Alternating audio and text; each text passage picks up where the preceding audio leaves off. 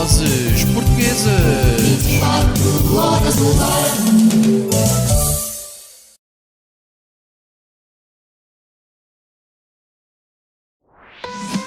Noites Lusitanas com Manuel Lisboa. E chegou agora a hora da entrevista aguardada e esperada. Temos connosco Bruno Ferreira. É uma referência na cultura humorística portuguesa. Está, portanto, abrangendo a área da locução, a área do humor e das dobragens. Bruno Ferreira, boa noite. Boa noite, Manuel. Obrigado pelo convite. É um prazer estar aqui nesta conversa contigo. Não sou assim uma referência, então agradeço o elogio. És sem dúvida uma referência e foi por isso que eu estendi o convite e agradeço desde já a oportunidade que me deste de poder ter uma conversa contigo sobre aquilo que tens feito, o teu percurso, portanto, nesta área que é uma área que não é fácil, da cultura portuguesa, da representação em termos de humorísticas, portanto, da dobragem, da imitação de vozes, que também é uma área extremamente difícil, como tu depois irás explicar. E bem-vindo a este programa Noites Lusitanas. Muitíssimo obrigado. A Rádio Vozes Portuguesas orgulha-se de dar voz ao que de melhor existe em Portugal no meio artístico, seja na área da música, do canto, da representação e, neste caso, do humor. E eu começo já por te fazer a primeira pergunta. Sim. Consideras-te um humorista, um comediante ou um imitador? Essa pergunta é tramada, é uma bela pergunta para começar, Manuel. Sabes que eu tenho-me deparado com essa necessidade de me catalogar em alguns contextos, nomeadamente, imagina, vais a um programa de televisão e depois pedem-te, o que é que nós pomos no oráculo? O oráculo é aquilo, é o nome que aparece em baixo escrito, e eu digo, pomos ator, pomos humorista, pomos comediante, pomos imitador. Eu acho que as coisas às vezes quando se começam a espartilhar demais, como em tudo na vida, depois deixam pouco espaço para o resto, não é? Exato. Eu tenho a sorte e a felicidade de fazer mais algumas coisas que não apenas humor e comédia. Mas para te responder com o máximo de sinceridade possível, houve uma fase em que eu achava que ator era possivelmente o termo, a designação, vamos lá, mais Abrangente, pois. mas depois achei que comediante é capaz de explicar melhor às pessoas quem é que eu sou. Então, e desde quando é que sentiste essa veia, digamos assim, essa veia para o humor, para fazer os outros rir? E sentiste também prazer em fazer os outros rir? Sim, evidentemente, porque há aqui uma parte importantíssima que é o nosso próprio prazer, não é? E é assim que as coisas normalmente começam. Elas não começam de forma profissional, elas começam em casa, com a família, com os amigos, etc. E eu não fugi a esse caso, e foi assim que começou. Lembro-me de fazer rir os meus pais, a minha família, os vizinhos, depois mais tarde os colegas de escola. E aquilo tinha, algumas vezes, a maior parte das vezes, algum feedback da parte do meu público, que era um público caseiro, não é? Exato. E isso dava-me gozo, e isso dava-me prazer. E de alguma forma foi assim que foi acontecendo. Foi assim que eu era o gozão, era o engraçadinho, era o palhacinho. E eram eles que te pediam também para fazer esse tipo de brincadeiras? Sim, depois na escola, sim, já entrávamos por aí. Mas evidentemente há aquela parte em que nós experimentamos e gostamos. E até que os outros percebam realmente que ficamos tranquilos, depois então começam a pedir. Exato. Exato. Mas foi assim que se passou. Claro, e começam os elogios tipo, tu tens jeito para isso, não é? E Sim, é normal que a pessoa depois comece a ganhar o gosto por continuar. Mas mesmo antes de me passar isto pela cabeça, porque quer dizer, uma coisa é nós fazermos piadas quando somos pequenos e as pessoas próximas acharem muita graça, outra coisa é nós pensarmos, ok, então é isto que eu vou ser na minha vida de adulto e vou sustentar-me desta forma. Claro. Portanto, evidentemente isso até há alguns anos atrás não me passava pela cabeça, mas recordo-me da minha professora da primária dizer, e a minha mãe muitas vezes repete isso, a professora Maria do Carmo dizia, portanto, no fim dos períodos, eu havia aquelas reuniões com os pais e ela dizia, ele tem muito jeito, mas é para ser ator, porque o que é que eu posso dizer? Ele vai para cima das mesas, faz discursos, vai, encarna personagens, etc. E a minha mãe não se esqueceu disso e tem graça. Eu nunca tive isso muito consciente. Eu gostava de ser advogado, pá, portanto, quer dizer, é uma coisa Totalmente diferente. totalmente diferente. Durante anos e anos andei a martelar e convencidíssimo que queria ser, ou no fundo queria, mas bom, ser advogado, Sim, mas depois a vida tem estas curvas, não é? claro. Andamos de vez em quando. Claro. Até quando é que se dá esse salto da parte mais, digamos assim, caseira da coisa Exato. para depois a parte profissional? Eu acho que é depois da minha licenciatura, mas eu licenciei-me em Relações Públicas e Publicidade aqui no Instituto Superior de Novas Profissões em Lisboa de 93 a 97, portanto foram esses 4 anos. Eu tinha tido um contacto ainda em Beja, porque é a minha cidade, é de onde eu sou originário, onde vivi os 19 anos da minha vida, portanto, os primeiros, e portanto eu passei pela Rádio Pax, que era uma rádio mítica da cidade de Beja, ainda dos tempos das rádios piratas, etc. Exato. Depois foi das primeiras a conseguir a legalização, isso tinha outro nome na lei da rádio e tal. E fiz lá rádio durante 3 anos. Epá, e a história do bichinho da rádio, que tu certamente conheces Sim. muito bem, é verdadeira, pelo menos comigo. Ele fica-me de vez em quando, eu quando vou a uma rádio, como é agora esta conversa que estou a ter contigo, Exato. epá, Há uma nostalgia. e gosto muito, pá, gosto imenso.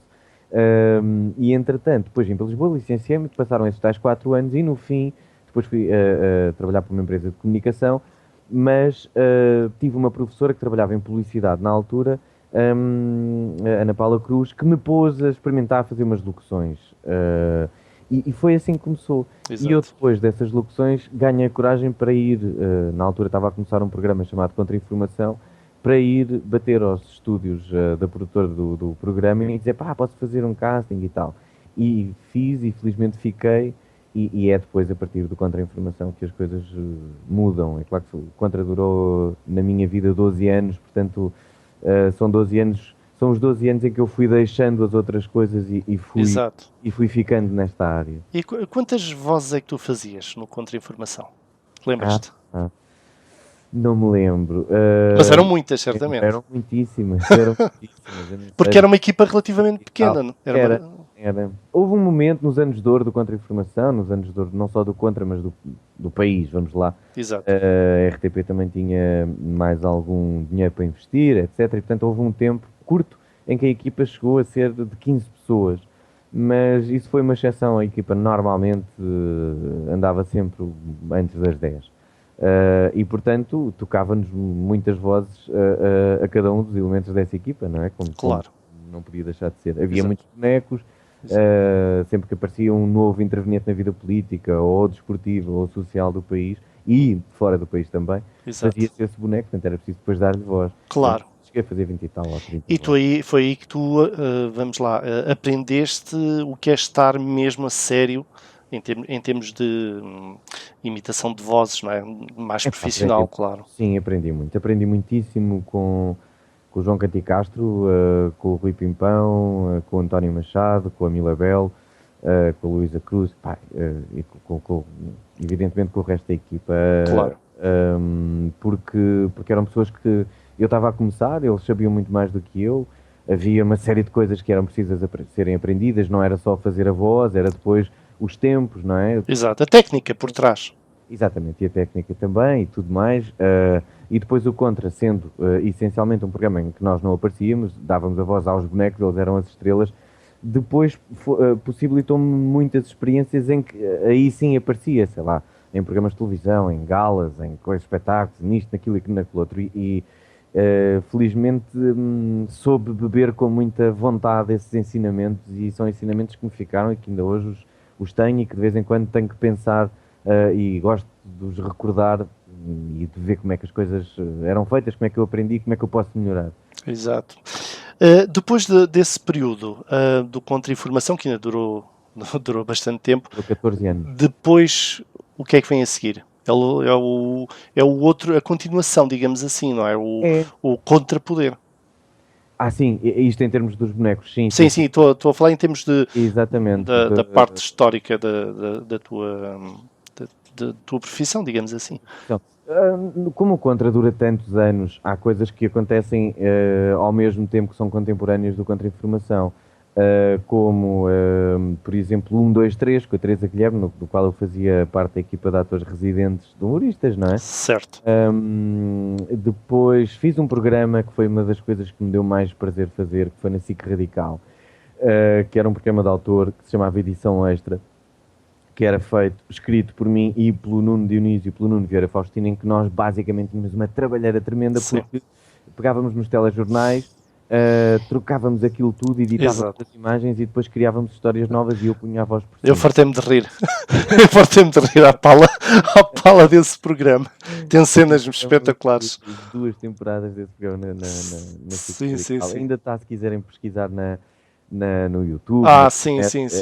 Por edição extra. Aliás, eu fico espantado como é que há uma quantidade de gente que hoje, não quero arriscar quantos anos foi depois, mas eu creio que aquilo foi até 2006 ou 2007, acho eu, portanto, daqui a nada há 10 anos, que me vêm falar e que sabem bocados de sketches e de textos. Sim. É impressionante. Não, realmente era mesmo muito, muito engraçado. Lá está, e depois já há uma parte, que não é só a questão da imitação das vozes, digo eu, é a parte criativa, não é? Porque é preciso... Dava um gozo. Aqueles textos, é preciso ter muita imaginação para idealizar tudo aquilo. Exatamente, era mudar do dia para a noite as histórias, com os intervenientes eram as únicas coisas, os únicos que se mantinham, as histórias passavam a ser outras. Exato. E tinha que bater tudo certinho com a fala, não é? Sim, com a fala. Isso está a trabalho. Muitas noites em casa a trabalhar e depois na SIC a trabalhar. E só mesmo em alturas em que ninguém tinha filhos e claro. resistência para dormir mais horas. E éramos mais novos, não é? Éramos mais novos, pois, exatamente. Devia ter para aí os meus 30 anos. Claro. Olha, muito bem. Olha, outra pergunta que eu agora te faço é: como é que tu defines esta fase que Portugal está a atravessar, passados estes anos todos, atravessa com respeito à questão da cultura? Eu não digo só em relação à questão do humor, etc., mas em relação à cultura no geral. Qual é o teu sentimento com respeito à situação de Portugal? Achas que houve uma evolução? Achas que houve uma estagnação ou até mesmo um retrocesso? Bom, eu escolheria um caminho algures entre as duas últimas hipóteses, ou estagnação ou retrocesso. E há sinais que nos deixam perceber isso, desde se desinvestir num Ministério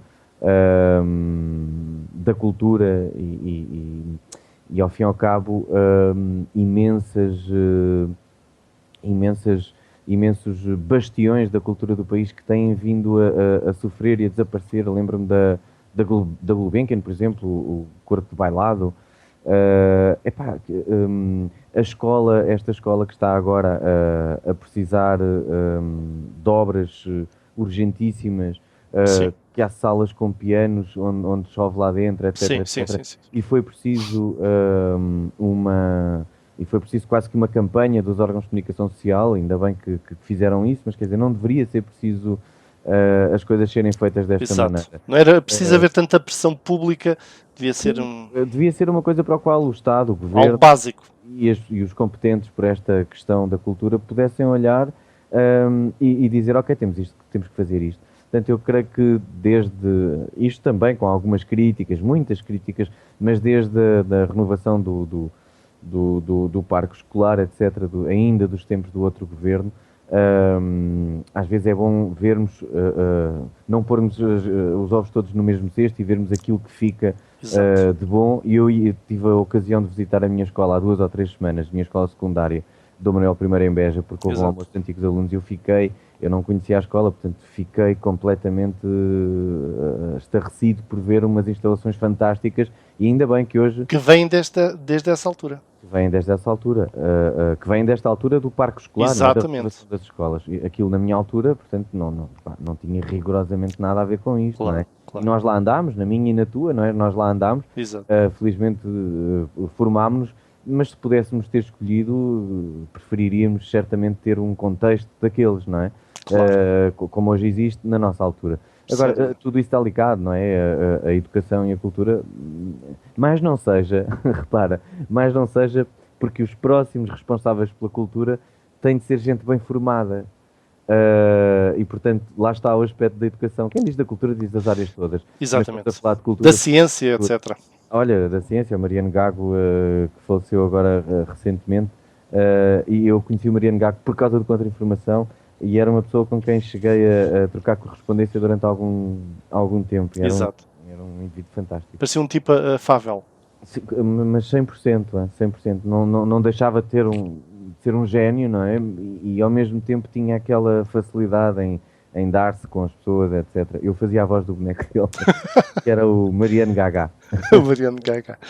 Muito bem. E ainda te lembras como é que era a voz? Agora já passados estes anos todos. Deixa ver se me lembro. Mas eu, já sei. Porque ele tinha esta coisa de não ter os lábios, e então eu fazia uma coisa assim do género. E a parte dele era assim: vamos agora fazer aqui uma experiência científica. Era isto, era. Porque ele tinha assim os dentes pequenitos. Exato. E o bigode tapava-lhe o lábio de cima. Exatamente. Não tinha lábio. Muito bem, sim senhora. Ainda está na tua memória. Olha, atualmente tu estás a fazer um trabalho regular no 5 para a meia-noite. É verdade. Estás a gostar, certamente. Não é? Pá, eu gosto. Divertes-te bastante, nota-se. Divirto-me tanto. Aliás, o 5, para tu veres como o Contra, eu ainda há bocadinho dizia que o Contra é tão duradouro, que o 5 começa, eu começo no 5 e o 5 começa, e ainda havia Contra-Informação. O 5 para a meia-noite faz este mês 6 anos no ar, o que já começa a ser um caso de sucesso numa altura em que tudo é tão fugaz, não é? Exato. Tudo em televisão. Exato. Fazes uma estreia, o que quer que seja, uma sitcom, uma série, um programa, e aquilo dura de 2, 3 temporadas. Exatamente. Nós estamos na 10ª temporada, e ainda bem, bendita a hora que o Luís Filipe Borges me contactou para fazer parte da equipa. Exato. Evidentemente, adoro fazer. E achas que o sucesso é derivado ao quê? Do 5 para a meia-noite? Onde é que está o segredo? Pois, o 5, há que não se esquecer que começou na RTP2 há 6 anos atrás. Sim, eu lembro. Num da RTP2, num estúdio pequenininho da Valentim de Carvalho, mais pequenino. E entretanto foi criando um grupo de seguidores, ao fim e ao cabo, não é? O programa também começou a trabalhar muito nas redes sociais, se bem que há 6 anos as coisas, parece que foi ontem, mas ainda assim eram ligeiramente diferentes. Exato. Mas estávamos lá com uma grande aposta nas redes sociais, e foi ali que fomos buscar o nosso público, que se tinha de deitar tarde para nos ver, mas que ao fim e ao cabo começava a ter-nos como companhia. Eu, quando digo nos, faço parte da equipa de todos os dias, apesar de estar à segunda-feira, mas de todos os meus companheiros de programa. E ao fim e ao cabo foi assim que as coisas começaram a resultar no Canal 2, até que chega a um momento em que o programa, das duas uma, acabava ou tinha de dar um salto natural, que era um salto para o primeiro programa, para o canal da RTP, e com maiores audiências, etc, etc.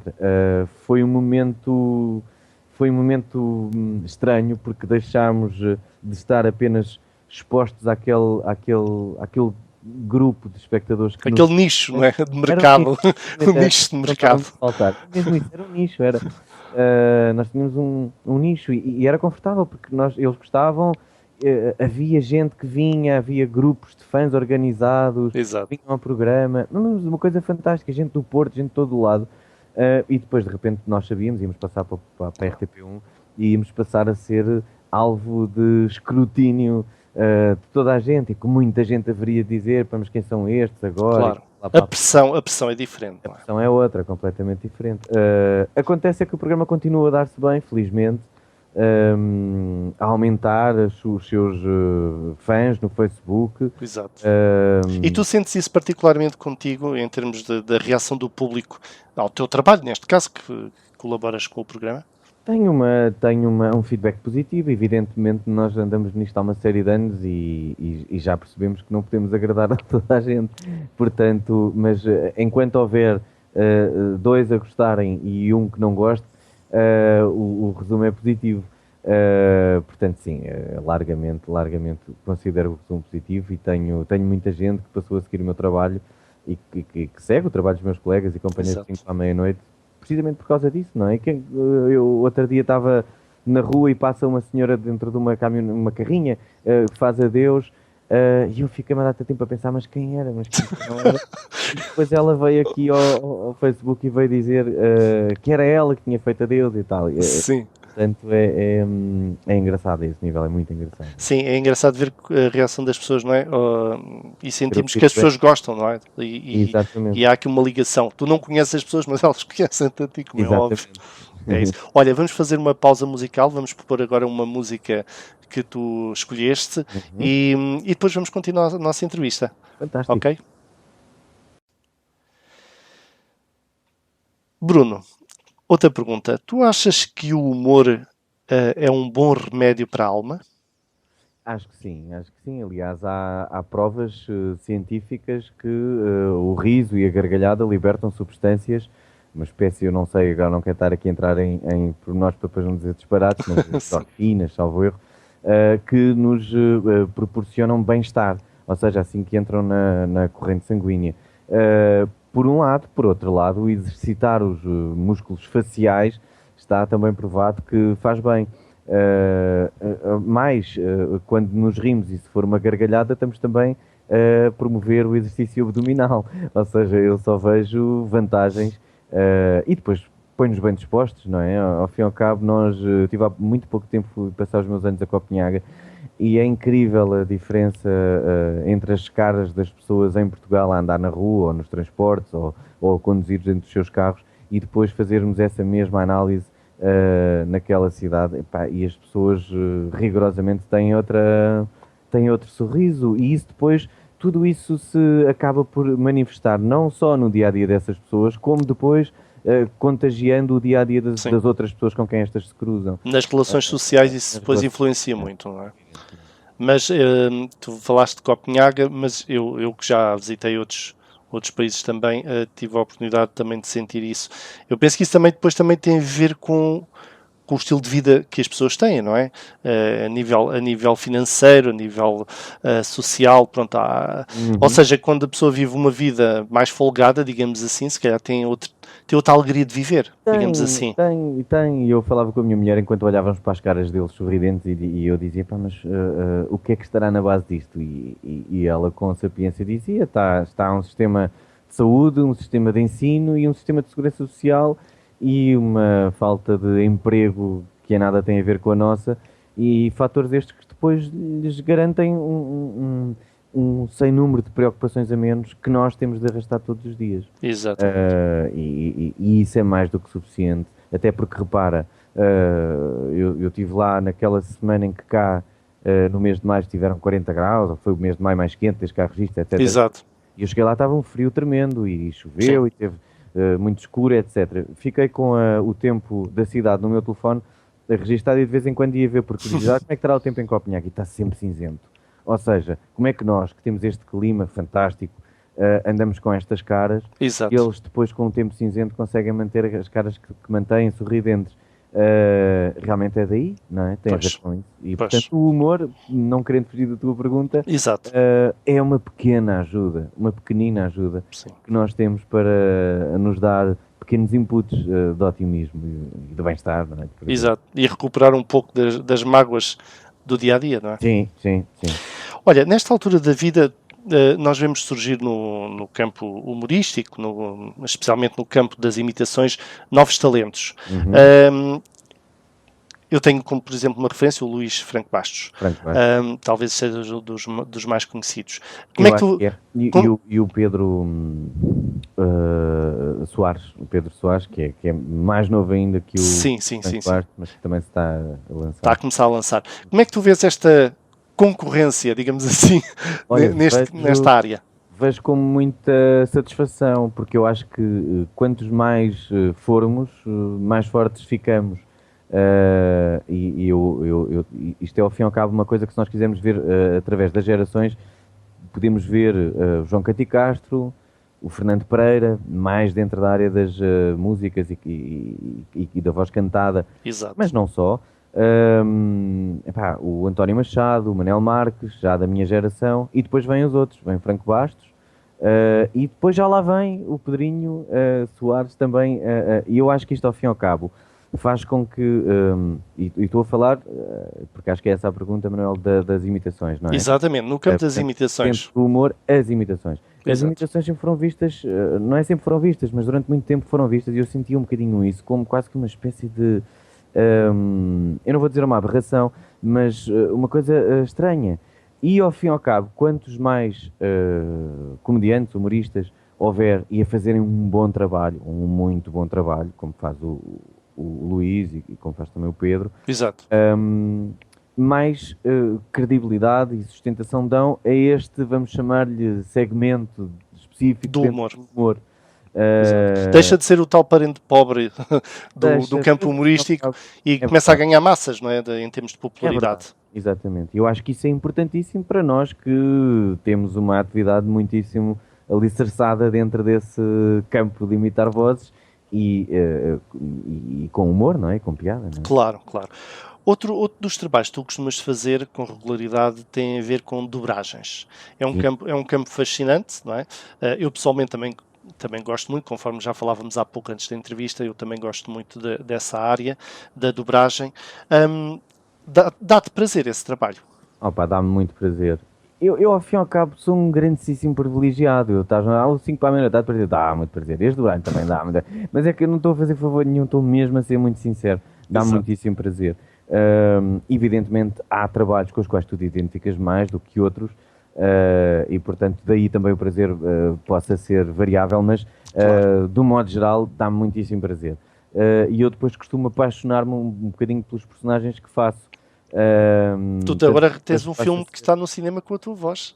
O Asterix. Sim, neste momento o Asterix, exatamente, onde dou a voz ao Decanonix, o Geriatrix, ou então em francês, o seu original, o Ascanonix. Acho que é isso.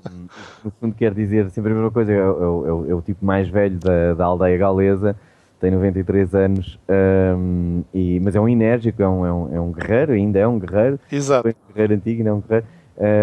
De maneira que sim, é esse. E tem uma mulher simpática também, não é? Tem a mulher mais cobiçada da aldeia. Mas não só tem essa mulher super cobiçada, como depois, e agora aqui as pessoas má língua podem pensar, então ele tem 93 anos e anda com a miúda mais jeitosa da aldeia, mais sensual, mais charmosa, e pá, podia ser filha dele. Isto é alguma coisa de interesse. Não é, porque ela tem imensos ciúmes. Ou seja, isto é mesmo verdade. Ou seja, Exato. é amor puro e duro que se passa ali naquela relação. Muito bom. Então, e deu-te muito prazer fazer essa personagem, não é? Deu. Trabalhei com o Zé Jorge Duarte, aliás, foi com ele a dirigir que eu fiz o meu primeiro filme e por coincidência estava ainda há bocadinho a ver, porque tinha a ver também com umas perguntas que tive que responder, de enviar por escrito, e então perguntavam qual tinha sido a primeira dobragem que eu tinha feito, e eu não me lembrava, e então fui ver, e é um filme do Mike Myers, A Cat in the Hat, em português acho que se chama só O Gato, de 2003. Foi a primeira coisa que fiz para cinema e dirigido por Zé Jorge Duarte, que foi quem dirigiu também este Asterix, Exato. que está no cinema. E é sempre muito divertido, porque às vezes, evidentemente, nós temos que estar concentrados para fazer o trabalho que estamos a fazer numa dobragem, não é? Porque há vários aspectos a ter em conta. Claro. Tu tens a boca do boneco e essa já está feita, já está desenhada, portanto não podes inventar nada que saia dali.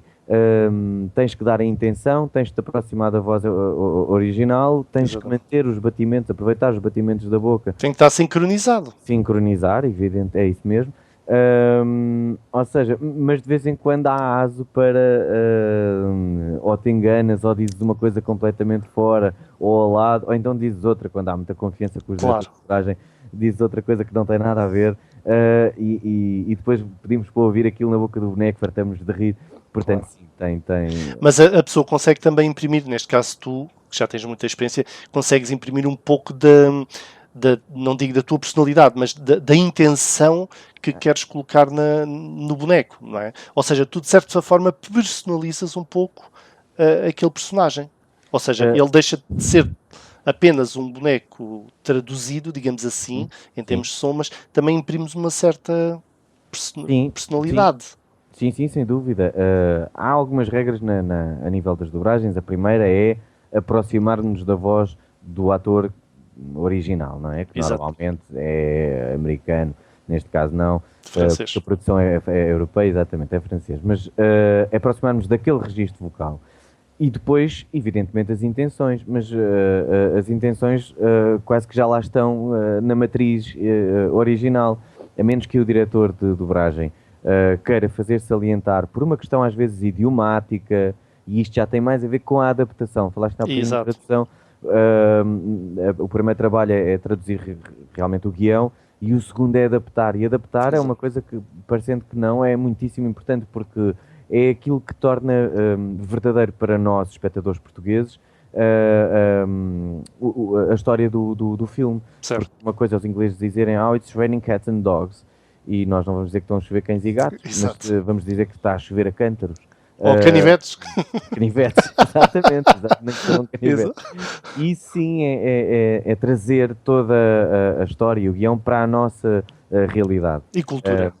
E cultura, evidentemente, e lá está, quanto mais se tu conseguires pôr um provérbio, um ditado popular, no momento em que esse ditado popular faz sentido e que ele caiba nas bocas, então isso é um bingo, é muito bom. Agora, estavas-me a perguntar se há espaço para... Sim, uma certa forma de personalizar um pouco. Olha, eu acho que todos os atores que fazem dobram os seus personagens têm essa intenção. E creio que cá em Portugal é um país onde as dobragens têm sido muito criticadas positivamente por parte das grandes majors, dos donos dos filmes. Estou a falar de Hollywood, mas e não só. Da Disney, a Disney sim, tem a sido Disney, muito, muito bom.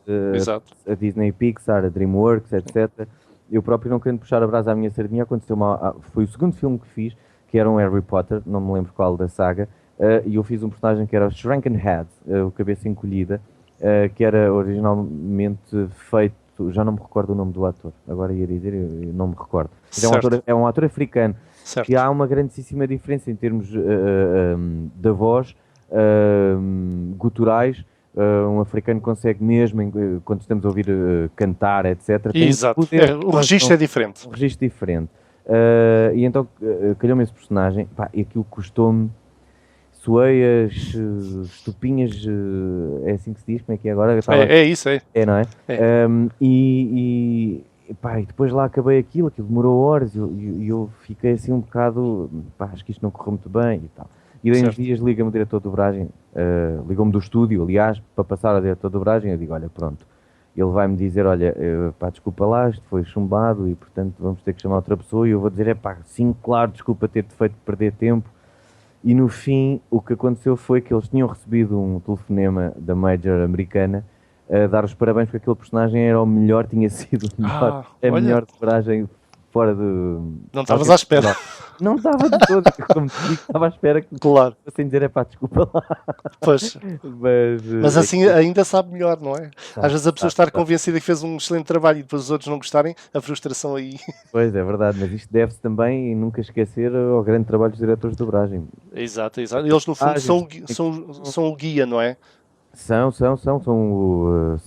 o maestro daquela orquestra, que são todos os atores que passam pelo filme. Nós nunca contracenamos em conjunto uns com os outros. Certo. Sim, as vozes são gravadas uma de cada vez. Exatamente. Nem conhecemos o resto do filme, ou seja, conhecemos as nossas cenas em que entra o nosso personagem e fica... E depois quando fica tudo montado, a pessoa até fica... é tão bom ir ao cinema e ver o resultado final, é fantástico. E tu às vezes não te dás por ti a pensar, mas...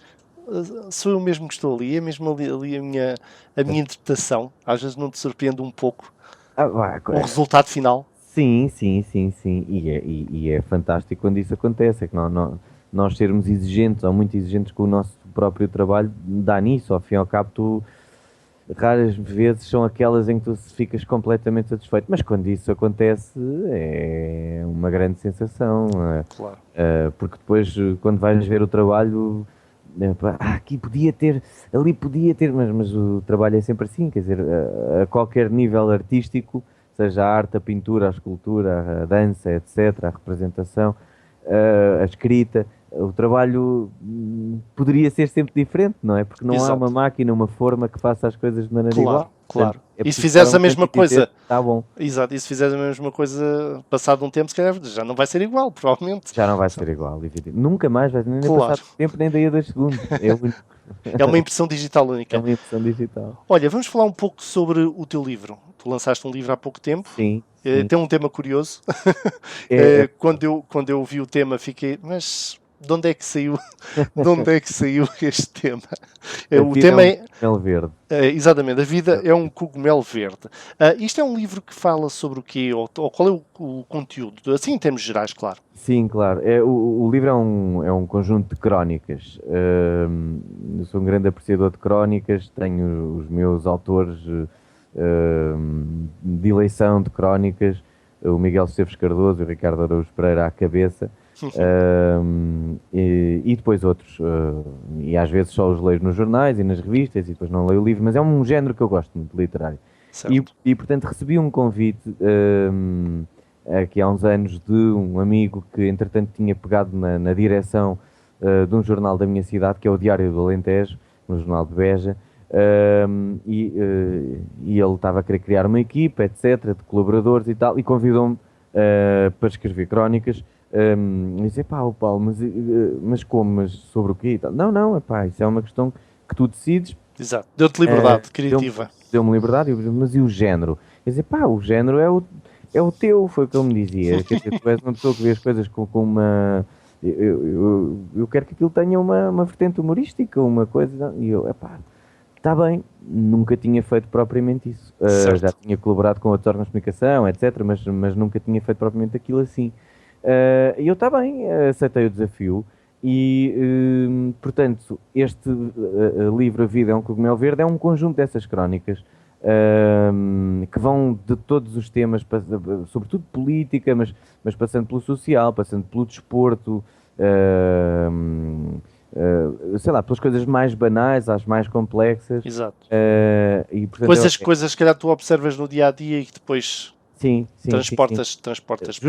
Justamente. Normalmente eu pego no tema quente do mês e a minha crónica reflete esse tema quente do mês. Quando chegamos a meses, como a Silly Season, em que não há tema quente, o tema quente é a praia, ou etc. Portanto, aí sim, olho, penso e falo. Claro. Depois o livro tem umas ilustrações fantásticas do Hélder Oliveira, que é também um caricaturista de renome, faz para o Expresso, faz para a Visão, faz para a Exame e depois faz para uma série de outras publicações internacionais, que eu tive a sorte de ter aceito o meu convite. E tem 3 prefácios, um do Luís Filipe Borges, outro do António Raminhos e o terceiro do Jorge Serafim. A ordem não é esta, que são 3 colegas e companheiros do mundo da comédia. E pronto, e tem ainda umas palavras cruzadas e uma sopa de letras para o caso de não se interessarem pelo resto. Exato. Portanto, no fundo é uma coletânea de textos, não é? É uma coletânea de crónicas bem humoradas. O título que falavas, quando introduziste que falavas, é um título do meu filho, André, que tem hoje 9 anos já feitos, mas que na altura eu não sei se teria 7. Nós íamos para a escola. Ele ia no banco de trás do carro e eu dizia, André, filho, tens que ver as notas, ou o comportamento, já não me recordo. Exato. Porque esta vida não é só brincadeira. E ele diz, pois não, faz um silêncio, inspira e diz, a vida é um cogumelo verde. E eu vinha com a minha cabeça a pensar que naquele dia tinha que chegar a casa e escrever a crónica e não tinha tema. Foi na altura da morte do Eusébio. Certo. Diga assim, tu queres ver que ele... Deu-te o mote. Não, tu queres ver que ele está aqui a ter uma... Pois, acabou por dar um mote, mas naquele momento a minha dúvida é, esta frase é uma frase elegante, interessante... E filosófica. O que isso quer dizer, André? E ele então, no jogo do Super Mario na consola, quando tu apanhas o cogumelo verde ganhas uma vida. A vida é um cogumelo verde. E ele quando me explica isto, fez tudo. E foi esse o título da minha crónica, que foi dedicado ao Eusébio, que lhe tinha faltado, na realidade, conseguir apanhar mais um cogumelo verde para ganhar mais uma vida e para estar connosco mais uns tempos. E foi depois esse, por uma questão sentimental, de carinho com o meu filho, que deu o nome ao livro. Foi Foi a inspiração, não é? Foi a inspiração. É, exatamente. Não, por acaso é um tema curioso. Olha, nós estamos a chegar ao fim da nossa entrevista. Está a ser um prazer Já. para mim. Já vai quase uma hora, não parece? Está a ser uma conversa muito, muito, muito interessante. Está a ser um prazer falar contigo, conhecer-te melhor e também dar-te a conhecer aos nossos ouvintes que nos estão a escutar em todo o mundo, porque há portugueses em todo o mundo e eu não agradeci logo, desculpa ter-te interrompido. Não Força. enviei logo um abraço ao início, depois fiquei, eu vou dizer a seguir. Vai agora, um bocadinho tarde, mas um abraço. Então, olha, eu vou-te convidar a dar um abraço ou a dizer aquilo que tu quiseres, porque certamente faz parte, não é? É um dos teus principais trabalhos, é a imitação, de como. Não sei se agora estás em condições, não sei se estás constipado ou não, mas como Primeiro-Ministro, o Dr. Passos Coelho, não é? O que é que ele gostaria de deixar aos nossos ouvintes, assim como mensagem? Caro Manuel Lisboa, é rigorosamente um prazer para mim endereçar daqui para todos os ouvintes de rádio vossos portugueses espalhados pelo mundo. Realmente, muitos fui eu que tive o prazer de mandar embora. Um grande abraço e dizer que estou a tentar que o país volte a ter condições para que voltem para cá, para nos ajudarem a crescer. Muito obrigado. Muito obrigado, muito obrigado. As palavras não são da minha responsabilidade, é preciso. Está perfeito.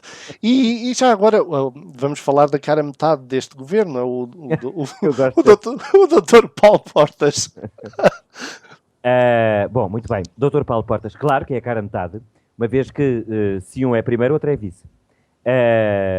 Eu, como ministro, que já fui dos negócios estrangeiros, ou já não sou, corri mundo e conheci muitos portugueses que saíram do país e que foram para outros países ser exemplo daquilo que é um português esforçado, trabalhador e honesto.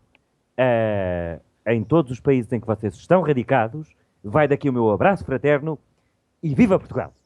E Dr. Paulo Portas, já agora uma pergunta. E os submarinos, eles vão ao fundo ou não? Não sei, depende do estado do mar, sabe? Eles agora estão ali no Tejo, muito sossegadinhos. À partida no Tejo não há grande ondulação. Agora vamos ver no verão, se nas férias grandes, se calhar, até aproveito para dar uma volta. Ponho a toalhinha lá em cima e apanho um solito. E depois, quando o periscópio for para baixo, nado. E pronto, vai sendo assim que vamos passando os dias com os submarinos. Ok, muito obrigado. Muito bom. Nem imaginas o esforço que eu estou aqui a fazer por não me rir à gargalhada. Olha, e como Jorge, no papel de Jorge Jesus, não é? Esse mítico treinador do Benfica, que tem feito milagres, É verdade. qual é a mensagem dele para todos os benfiquistas que nos estão a ouvir? Portanto, para toda a benficagem que está a nos ouvirem, portanto, eu queria desejar, dizer que tenham as coisas que mais querem, pediram ao Pai Natal e que se ainda não tiverem, que as venham a ter o mais rapidamente possível. E pronto, não sei se vou continuar no Benfica, se não, mas se continuar, portanto, para o ano, cá estaremos para jogarmos com elevada nota artística. Adeus e boa noite. Ok, muito obrigado. Muito bom, muito bom. E ouvi dizer que o Cristiano Ronaldo estava provavelmente, ou talvez de saída do Real Madrid. É verdade? Não sei. Eu também acho que ouvi dizer isso, mas eu também acho que também só me vou embora para um sítio que tenha miúdas giras. Por isso também escusam, não sei, estar a começar a dizer boatos, a lançar boatos, não faço ideia. Se for um clube, uma cidade com miúdas giras, se calhar penso nisso. Se não, se calhar fico onde estou, porque eu gosto também bastante das espanholas. Está bem? Ok. ouvi dizer também que o professor Marcelo elogiou muito o livro A Vida é um Cogumelo Verde. Ora, aí está. Bom, na realidade, o professor acabou mesmo por mostrar o livro no seu programa de comentário da TV. Bom, eu enviei o livro ao professor, falei com ele, disse, olha, é o tal indivíduo que ele costuma roubar a voz, etc e tal. Bom, tenho aqui um livro, gostava de...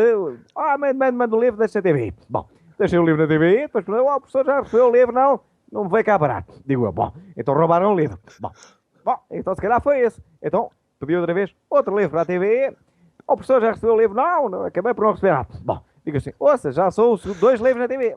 Então toma lá a minha morada, mande cá para casa. Bom, mandei-lhe a morada, o livro para casa e quando o professor recebeu o livro, lá foi ele mostrar o livro, coisa que muito lhe agradeço. Bom, é verdade, esta história é verdade. É verdade.